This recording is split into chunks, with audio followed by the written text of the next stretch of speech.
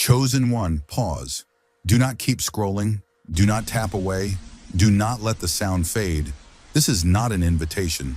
This is an interruption by design. You didn't land on this video by chance, timing, or some random algorithm. This message was resisted. It was blocked. It was suppressed again and again before it finally reached you. Ask yourself why. Why would darkness fight so aggressively to keep these words from finding you? Because what you are about to hear is the final piece God has been trying to place in your hands for months. The distractions you felt before clicking, the sudden heaviness, the urge to watch later, the interruption right as this began. None of that was accidental. That was resistance, interference, a last attempt to pull you away before truth reached you. So before we go any further, pause and press like. Not for a video, not for a channel. Let it be a signal in the spiritual realm that you are present, alert, and refusing distraction. And subscribe, not just to a channel, but to remain connected to messages meant to keep your spirit awake and aligned in this season. The moment you hear what's hidden in this message, the grip that's been tightening around your life begins to loosen. That's why this moment matters. God redirected your timeline today. Other videos were delayed so this one could reach you. If you leave now, you're not just clicking away. You're stepping back from the very answer you've been whispering for in private. The coincidences end here. Revelation begins now. If you feel pressure in your chest as I speak, stay. Anchor yourself. The enemy wants distraction. Stay anyway. Now listen closely. This message carries resistance for a reason. The number tied to it is not symbolic by accident. In the spiritual realm, it points to the foundations of your life, the specific areas that have been under focused pressure lately. And you've felt it, haven't you? It's not just one thing breaking down. It feels coordinated, strategic, like pressure from multiple sides at once. I'm speaking to someone who feels like they're battling something unseen. You wake up tired even after resting. Daily tasks feel heavier than they should. Prayer feels blocked, like your words don't rise past the ceiling. And quietly, you've asked God, why does it feel like I'm moving backward? Here is the truth. This resistance is not evidence of failure. It is proof of targeting. You've been marked. The pressure you feel is connected to 4 specific areas that have been under attack. First, your resources. You work, yet money drains faster than it arrives. Unexpected expenses. Plans falling apart at the last minute. Progress interrupted right before breakthrough. Second, your connections. Distance where there used to be trust. Misunderstanding. Isolation. A slow separation from people who once felt safe. This is division trying to weaken your covering. Third, your mind. Sudden anxiety. Nighttime overthinking. Thoughts that question your worth, your timing, your future. Lies that sound convincing because they repeat. And fourth, the most dangerous attack of all, your identity. The quiet doubt whispering, maybe you're not chosen. Maybe God moved on. Maybe you waited too long. But hear this clearly. Weapons were formed, but formation does not equal success. The struggle existed because you did not yet have the counter strategy. Until now, take a breath. Don't move. Just breathe. As you inhale, picture light filling your chest. As you exhale, release the question, why? Why keeps you stuck? We are shifting to what? For months, you've been climbing what looked like the summit, only to realize it wasn't the top at all. That illusion exhausted you. You told yourself if you just worked harder, stayed quieter, tried more, you'd finally be free. That was the trap. Spiritual chains cannot be broken with physical effort. You can't outwork a spiritual attack. You can't be nice enough to silence it. You've been fighting the wrong way and carrying guilt that was never yours. Right now in your mind, remove it. That weight, that comparison, that coat of shame, let it slide off your shoulders. Rest is not weakness. Rest is warfare. This moment is your rest station. The reason this message was resisted so heavily is because the enemy knows what happens when a chosen one stops carrying what never belonged to them. A rested chosen one is dangerous. You are not unproductive. You are not behind. You are under pressure because you are protecting something valuable. Thieves don't break into empty houses. And here is the truth the enemy tried hardest to hide. The blockages in your life, especially financial ones, are not absence. They are containment. Behind a dam, water doesn't disappear. It builds pressure. Nothing was lost. It was stored. The enemy knows that when that dam breaks, the release will be overwhelming. That's why resistance intensified right before now. God is not reinforcing the dam. He's placing the tool in your hands. But before we go deeper, before we confront the spirit that's been tightening around your progress, you must choose something. You must stop agreeing with the narrative that you are the problem. If you're ready to release the weight, to stop carrying blame that was never yours, to step out of survival mode and into authority, type this in the comments now as a declaration, not a thought. I drop the burden. Stay here. This is only the beginning. Doing this sets a seal on your decision. It tells your subconscious mind and the spiritual realm that the season of heaviness is over. Type in the comments right now, I drop the burden. Do not whisper it. Do not think it. Declare it.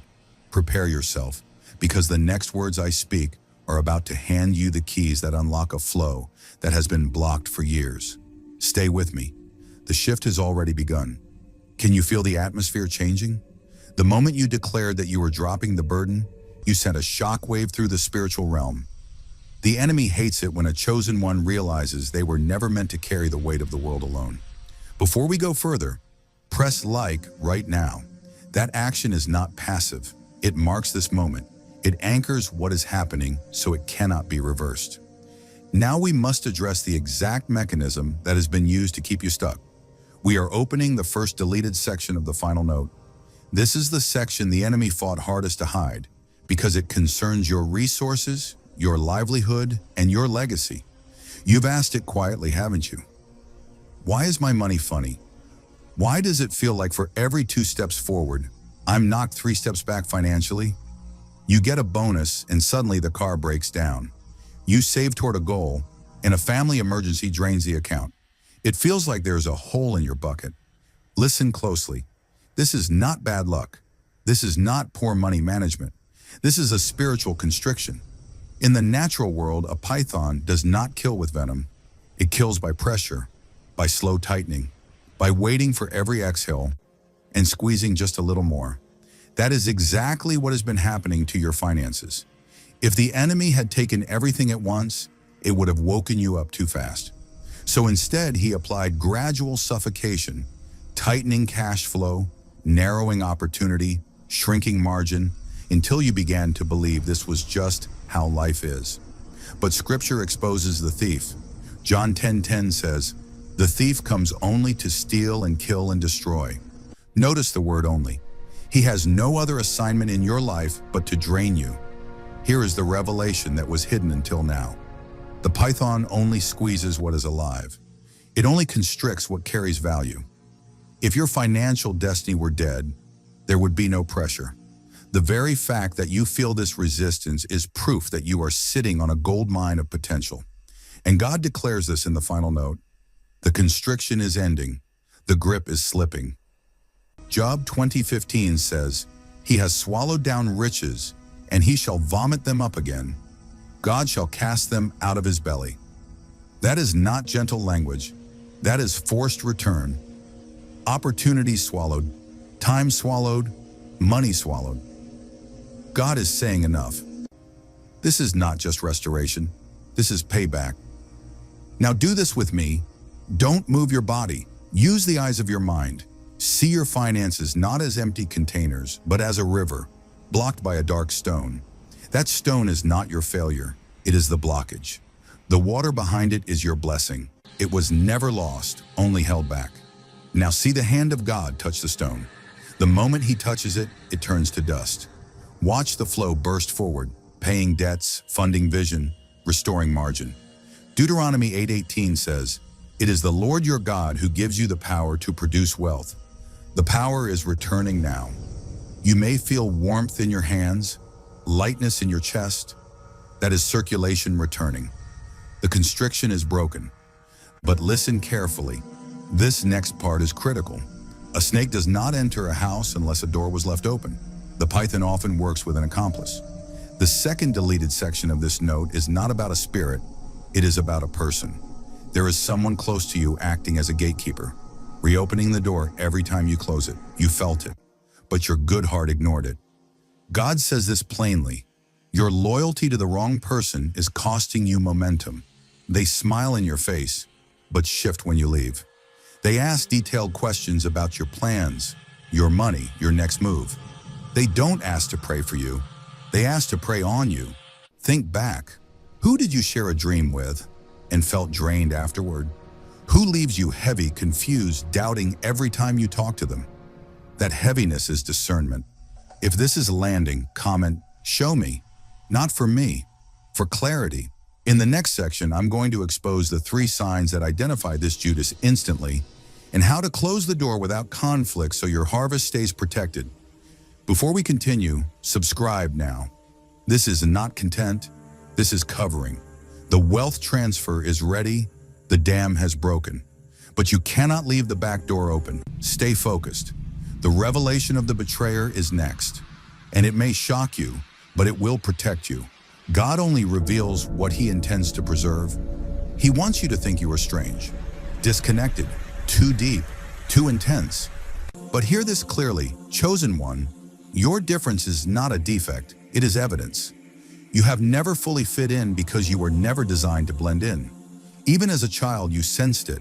You felt older than your age, more aware than your peers. You questioned things others accepted without thought. You carried weight you couldn't explain. That wasn't imagination. That was assignment. 1 Peter 2:9 says, "You are a chosen generation, a royal priesthood, a holy nation, a people set apart." Set apart does not mean lonely forever. It means separated before being elevated. Before we go further, pause right now and like this video. That action seals what just happened in the spirit. It tells the enemy this revelation is not being taken back. Now listen, the loneliness you sometimes feel is not because something is missing in you. It is because something extra is awakening. You are transitioning out of survival mode and into alignment. And alignment always feels unfamiliar at first. That is why the enemy tried to delete this message. Not because of the warning about fake friends, not even because of the financial breakthrough, but because of this truth. You are no longer bound by the limitations of your bloodline. The cycle stopped with you. The curse expired when you woke up. The contract was nullified the moment you chose awareness over obligation. That is why resistance increased. That is why pressure intensified. That is why people started reacting strangely to you. Light exposes, and exposure makes darkness uncomfortable. If this is resonating deep in your spirit, comment right now. I claim my calling. Type it, anchor it, declare it.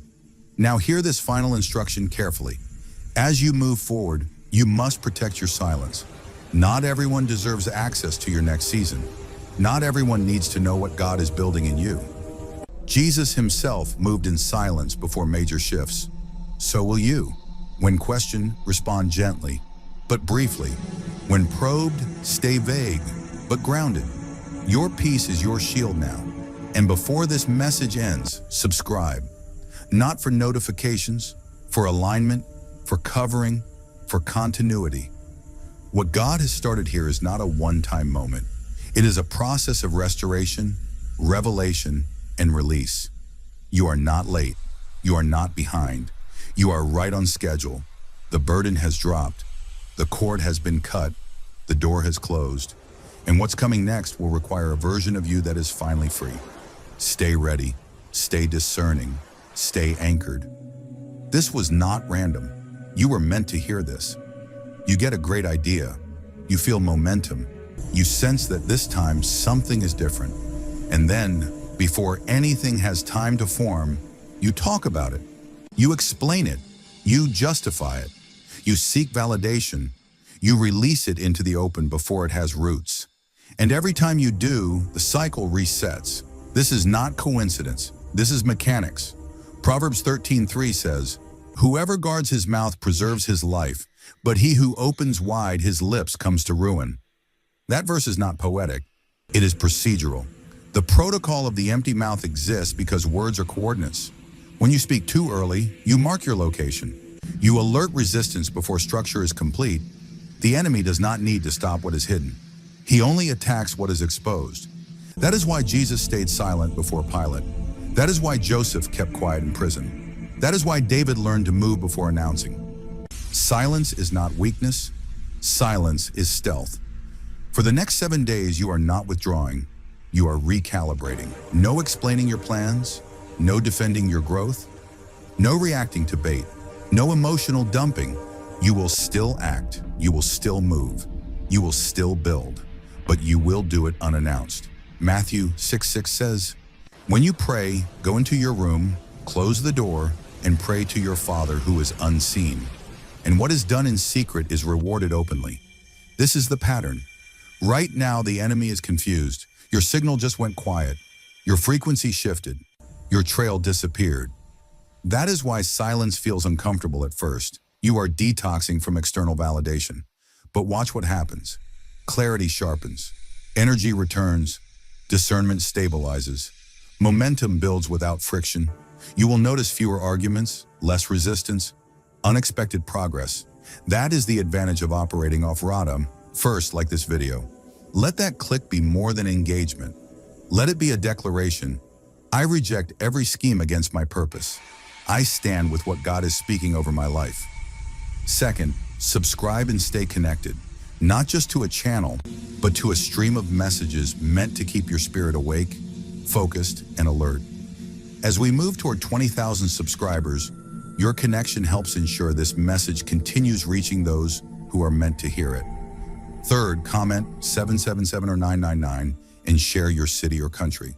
Let it be a prophetic marker between you and God. I am not lost. I am realigning. I am awake. I will not be misdirected.